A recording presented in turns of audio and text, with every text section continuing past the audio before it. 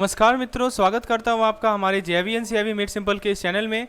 दोस्तों, आज के इस लाइव सेशन में हम लोग IN IFS के यूनिट नंबर 30 के MCQs को डिस्कस करेंगे। टॉपिक का नाम है मनी मार्केट। तो फ्रेंड्स, आज हम लोग मनी मार्केट से रिलेटेड जितने भी इंपॉर्टेंट MCQs हैं that we are going to discuss. So let's begin with our discussion on money market. तो friends, before beginning let me introduce you to our one in all learning hub.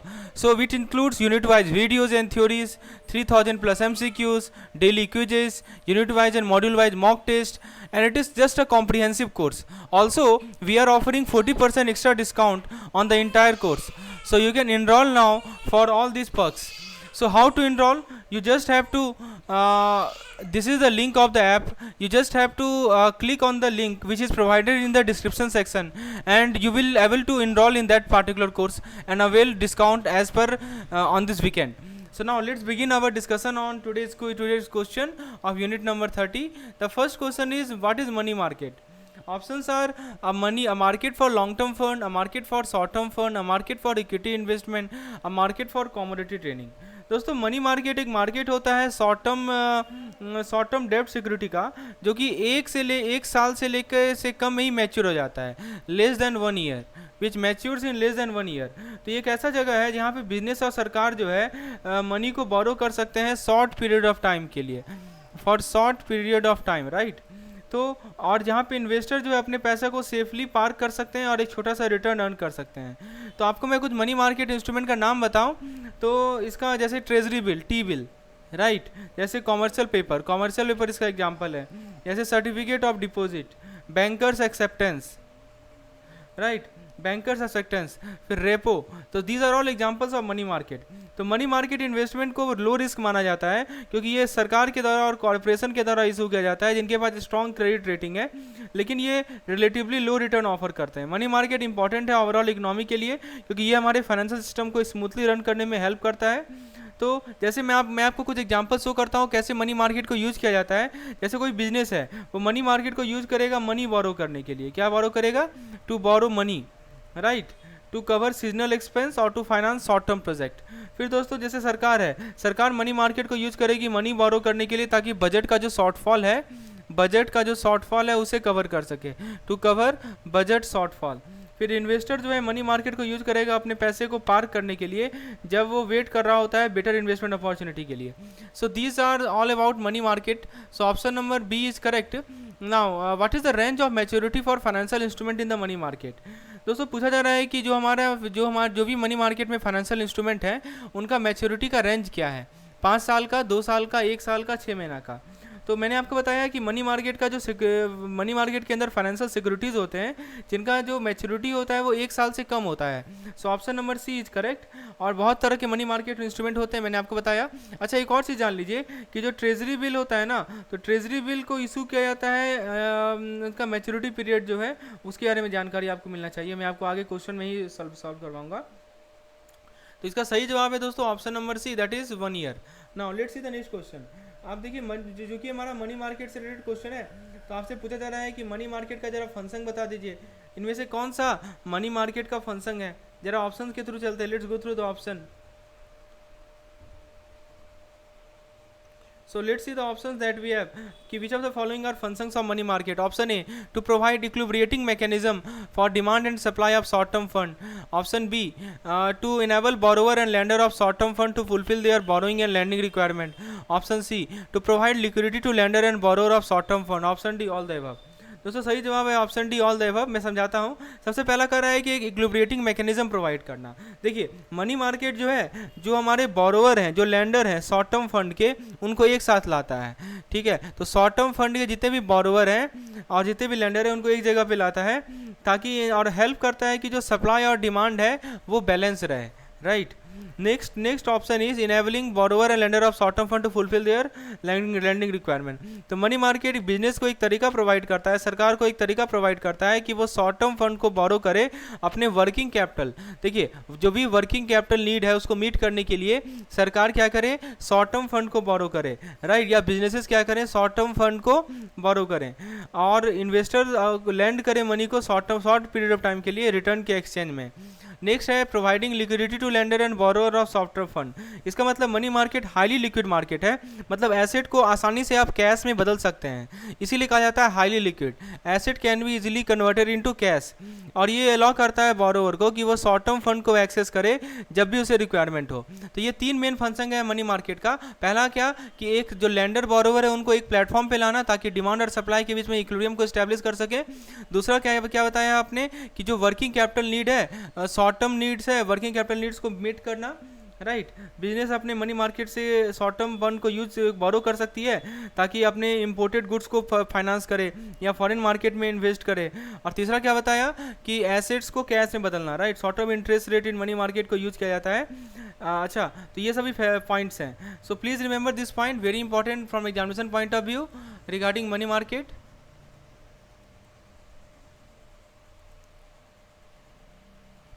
Now let's see the next question. Next question, I think we have discussed short-term financial assets, so let us skip this question. Now, what are the functions of money market? I think we have also discussed this question. Okay, so friends, before continuing our lecture, let me introduce you to our JIB 1 month crash course. Friends, ये जो crash course है, इसका main purpose ये है कि जो आखिरी महीना है इसमें आपको एकदम पिन पॉइंटेड कंटेंट दिया जाए, जिससे आप अपने प्रिपरेशन को एकदम क्लियरली कर सकें। इसमें आपको short term quizzes, videos, mock test, PDF, सारा चीज़ इंक्लूड किया गया है और इस तरह डाला गया है कंटेंट को ताकि आप यदि सीक्वेंस वाइज यदि करते जाएं तो निश्चित रूप से कम समय में आप पूरे सिलेबस को कवर कर पाएंगे। पूरे नहीं तो 60% तो कर ही पाएंगे, 60-70%, जिससे आपका 50 मार्क्स सिक्योर रहेगा।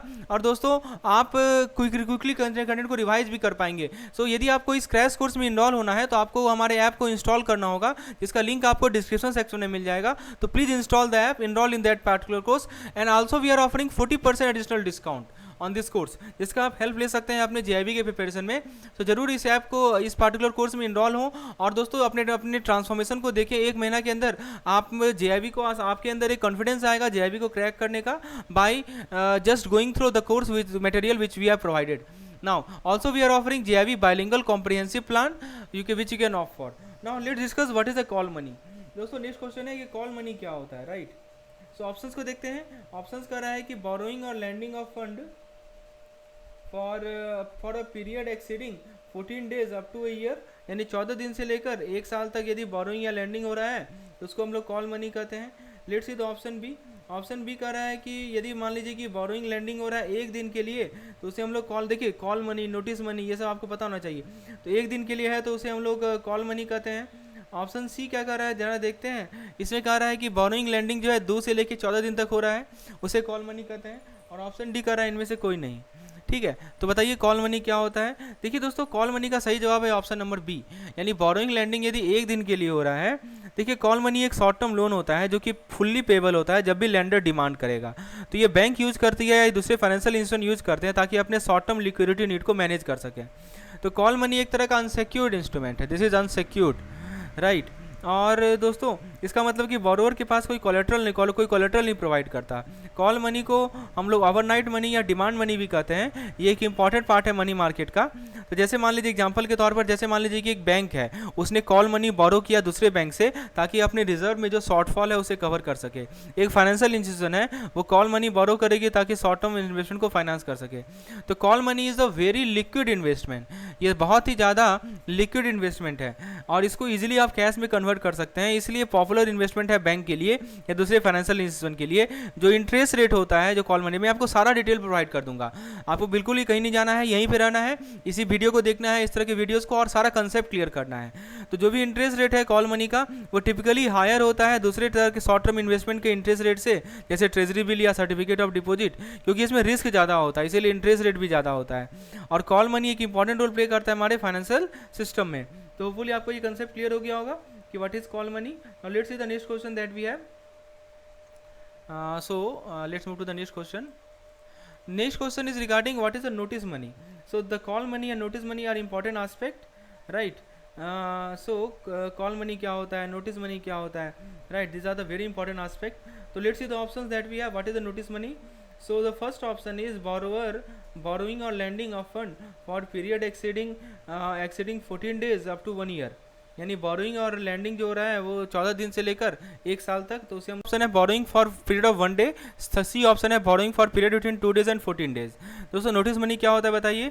तो देखिए दोस्तों मैं समझाता हूँ। नोटिस मनी का डेफिनेशन है कि ऑप्शन सी सही है, 2 से लेकर 14 दिन तक। नोटिस मनी को टर्म मनी भी कहा जाता है, एक शॉर्ट टर्म मनी लोन है जो कि रिपेबल होता है, एक पीरियड होता है नोटिस का, और नोटिस जो है 2 दिन से लेकर 14 दिन का होता है, और ये भी अनसिक्योर्ड है, मतलब बोरोवर ने कोई कोलेटरल नहीं प्रोवाइड करता। नोटिस मनी बैंक यूज करती है, दूसरे फाइनेंशियल इंस्टीट्यूशन यूज करते हैं ताकि अपने शॉर्ट टर्म लिक्विडिटी न्यूज को मैनेज कर ले। जैसे बैंक को नोटिस मनी बोरो करेगी दूसरे बैंक से अपनी शॉर्टफॉल को कवर कर ले, तो नोटिस मनी भी एक लिक्विड इन्वेस्टमेंट होता है, ठीक है। तो दोस्तों और ये जो है यदि पूछा जाए कि कॉल मनी में और नोटिस मनी में लेस लिक्विड कौन है, तो दोस्तों याद रखिएगा कि आपका जो कॉल मनी नोटिस मनी जो है ज़्यादा लिक्विड इन्वेस्टमेंट है टर्म मनी से, लेकिन कॉल मनी से ये लेस लिक्विड है, राइट। कॉल मनी से ये क्या है, लेस लिक्विड है, कॉल वाला ज़्यादा लिक्विड होता है, ठीक है। तो क्योंकि लेंडर जो है रिपेमेंट इमीडिएटली डिमांड नहीं कर सकता। और इंटरेस्ट रेट की यदि हम बात करें तो नोटिस मनी का जो इंटरेस्ट रेट है वो कॉल मनी के इंटरेस्ट रेट से हायर होता है, लेकिन टर्म मनी के इंटरेस्ट रेट से कम होता है। चलिए ये समझ में आ गया। तो नोटिस मनी क्या होता है, यानी कि आपका जो बोरोइंग है 2 से 14 दिन तक हो रहा है तो उसे हम लोग नोटिस मनी कहते हैं। अगला क्वेश्चन है कि टर्म मनी क्या होता है, ठीक है। What is the definition of term money. Options are borrowing for a period exceeding 14 days up to 1 year, उसे टर्म मनी कहते हैं। फिर ऑप्शन बी कर रहा है, ऑप्शन बी इज 1 दिन के लिए यदि बोरोइंग लैंडिंग कर रहे हैं उसे टर्म मनी कहेंगे, 2 से 14 दिन तक बोरोइंग लैंडिंग कहेंगे उसे टर्म मनी। अभी देखिए अभी हमने ये दोनों ऑप्शन को देख लिया, ये हमारा कॉल मनी होता है, ये नोटिस मनी होता है, तो obviously option number A correct answer है। तो टर्म मनी एक तरह का लोन होता है जिसका मैच्योरिटी 14 दिन से ज़्यादा होता है, 1 साल तक होता है। ये बिजनेस यूज़ करती है अपने लॉन्ग टर्म प्रोजेक्ट के लिए या सीजनल एक्सपेंस को कवर करने के लिए। ये लेस लिक्विड इन्वेस्टमेंट है कॉल मनी से या नोटिस मनी से, क्योंकि इसको आप आसानी से कैश में कन्वर्ट नहीं कर सकते, राइट। और टर्म मनी इकोनॉमी में हेल्पफुल रोल प्ले करता है, बिजनेस को हेल्प करता है लॉन्ग टर्म नीड को फाइनेंस करने के लिए। इसका एडवांटेज क्या है कि इसका इंटरेस्ट रेट कॉल मनी और नोटिस मनी से हायर होता है, ज़्यादा फ्लेक्सिबल रिपेमेंट टर्म्स है, लेकिन डिसएडवांटेज ये है कि लिक्विडिटी कम है इसका, इसमें कोलेटरल की रिक्वायरमेंट होती है, और इनके पास हाई इंटरेस्ट रेट भी हो सकता है। दोस्तों नेक्स्ट क्वेश्चन है कि ये कॉल और नोटिस मनी जो हमने देखा इसका सुपरविजन कौन करता है, who supervise. Options are insurance company, bank, Reserve Bank of India, mutual fund. Obviously Reserve Bank of India is the correct answer, option C is the correct answer. कौन सी institution है वो बोरोवर के रूप में ऑपरेट हो सकते हैं, लेंडर के रूप में ऑपरेट हो सकते हैं कॉल या नोटिस मनी मार्केट में। तो जितने भी तरह के क्वेश्चन हैं दोस्तों सारे के सारे हमारे एमसीक्यूज पीडीएफ में दिए गए हैं। हमारे पास लगभग 3000 प्लस क्वेश्चन हैं एक सब्जेक्ट का। तो यदि आप इसको परचेज करना चाहते हैं दोस्तों 3000 प्लस एमसीक्यूज अपने रिवीजन के लिए, तो आपको क्या करना है, इस नंबर पर व्हाट्सएप करना है, सारा डिटेल मैं प्रोवाइड करूंगा। सो फ्रेंड्स पूछा जा रहा है कि बोरोवर और लेंडर के रूप में कौन से इंस्टीट्यूशन ऑपरेट होते हैं कॉल नोटिस मनी मार्केट में। Options are bank and primary dealer, insurance company and selected mutual fund, development financial institution and primary dealer, bank and insurance company. तो दोस्तों सही जवाब है इसका बैंक एंड प्राइमरी डीलर, यानी बैंक और primary dealer जो है वो बोरोवर के रूप में और लेंडर के रूप में ऑपरेट होते हैं कॉल नोटिस मनी मार्केट में। फ्रेंड्स आगे बढ़ने से पहले आपके लिए एक स्पेशल कोर्स है जेआईवी पीडीएफ प्लान। यदि आपको दोस्तों हर एक यूनिट का कंसाइज नोट्स, हर एक यूनिट का जितने भी पॉसिबल एमसीक्यूज हैं उसका पीडीएफ, यदि आपको quick revision capsules, previous year questions, इन सभी के पीडीएफ की रिक्वायरमेंट है, तो दोस्तों वन स्टॉप सॉल्यूशन है आपके लिए ये जेआईवी पीडीएफ प्लान। इसको आप हमारे ऐप में जाइए, इस पार्टिकुलर कोर्स में देखिए बहुत ही नॉमिनल फी ₹200 में आप इस कोर्स को अवेल कर सकते हैं, और वो भी मैं एडिशनल डिस्काउंट आपको 40% प्रोवाइड करवा रहा हूँ। So friend this is the easiest, this is the take opportunity of this, take use of this opportunity. और फ्रेंड्स इस पार्टिकुलर कोर्स में इनरोल हो जाइए और जितने भी कंसेप्ट हैं उसको क्लियर कीजिए, पीडीएफ के माध्यम से एमसीक्यूज को प्रैक्टिस करें। आगे बढ़ते हैं दोस्तों, पूछा जा रहा है कि क्या प्रूडेंशियल लैंडिंग लिमिट है कॉल मनी, नोटिस मनी और टर्म मनी मार्केट में। तो जरा ऑप्शंस को देखते हैं। पहला ऑप्शन कह रहा है कि लिमिट जो है reserve Bank of India decide करती है। दूसरा ऑप्शन कह रहा है कि लिमिट जो है डिपार्टमेंट ऑफ रेगुलेशन डिसाइड करती है। ऑप्शन सी कह रहा है कि जो लिमिट्स है वो एलिजिबल पार्टिसिपेंट डिसाइड करते हैं, इनको बोर्ड का अप्रूवल मिलता है, राइट। एंड इनमें रेगुलेटरी फ्रेमवर्क होता है एक्सपोजर नॉर्म्स का, जो कि प्रिस्क्राइब किया गया है department of regulation of the reserve bank. और जो लास्ट ऑप्शन है वो है कि कोई प्रूडेंशियल लैंडिंग लिमिट नहीं होता है इन सभी कॉल नोटिस मनी या टर्म मार्केट में। तो we are discussing money market and we are already discuss what is call notice. देखिए ये सबसे बेस्ट तरीका है एमसीक्यूज के थ्रू कंसेप्ट क्लियर करने का। सही जवाब है इसका ऑप्शन नंबर सी। देखिए मैं समझाता हूं दोस्तों, रिजर्व बैंक ऑफ इंडिया ने प्रूडेंशियल लेंडिंग लिमिट सेट किया है एलिजिबल पार्टिसिपेंट के लिए कॉल नोटिस और टर्म मनी मार्केट में, लेकिन आरबीआई ने एलिजिबल पार्टिसिपेंट को फ्लेक्सिबिलिटी दी है कि वो अपना लिमिट सेट कर सके with in the regulatory framework. तो जो प्रूडेंशियल लेंडिंग लिमिट है उसको डिजाइन किया गया है ताकि जो हमारे एलिजिबल पार्टिसिपेंट हैं उन्हें एक्सेसिव रिस्क से बचा सकें और इंश्योर कर सकें कि फाइनेंशियल सिस्टम हमारा स्टेबल हो।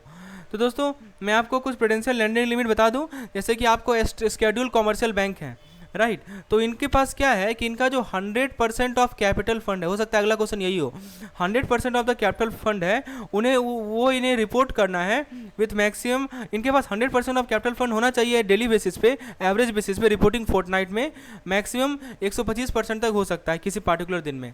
यदि कोऑपरेटिव बैंक की बात करें तो इनका जो है 2% ऑफ एग्रीगेट डिपॉजिट होना चाहिए प्रीवियस फाइनेंशियल ईयर के एंड में, और प्राइमरी डीलर का 225% of net on fund NOF at the end of previous financial year. तो ये सभी लैंडिंग लिमिट्स हैं, राइट, जो कि मैंने बहुत बोला आपको फ्लेक्सिबिलिटी दी गई है एलिजिबल पार्टिसिपेंट्स को। Money market we have discussed, फंसंग money market we have already discussed. So friends this is our app, how it looks from Google Play Store. हमारे गूगल प्ले स्टोर पे या हमारे एंड्रॉयड iOS ऐप के जो play store है उस पर जाके आप इस ऐप को इंस्टॉल कर सकते हैं। and after installing you will get this type of interface. You just have to click on the 3 dot and go to the free material section. वहाँ पे PDF, वीडियोस, मॉक टेस्ट सारा चीज़ freely available है आपके preparation के लिए। तो friends आपको किसी प्रकार की क्वेरी है तो इस नंबर पे व्हाट्सएप करें, contact us for any query and do like and share this particular videos. Also subscribe our channel ताकि आपको वीडियोज़ का नोटिफिकेशन तुरंत मिल जाए। Thanks for watching.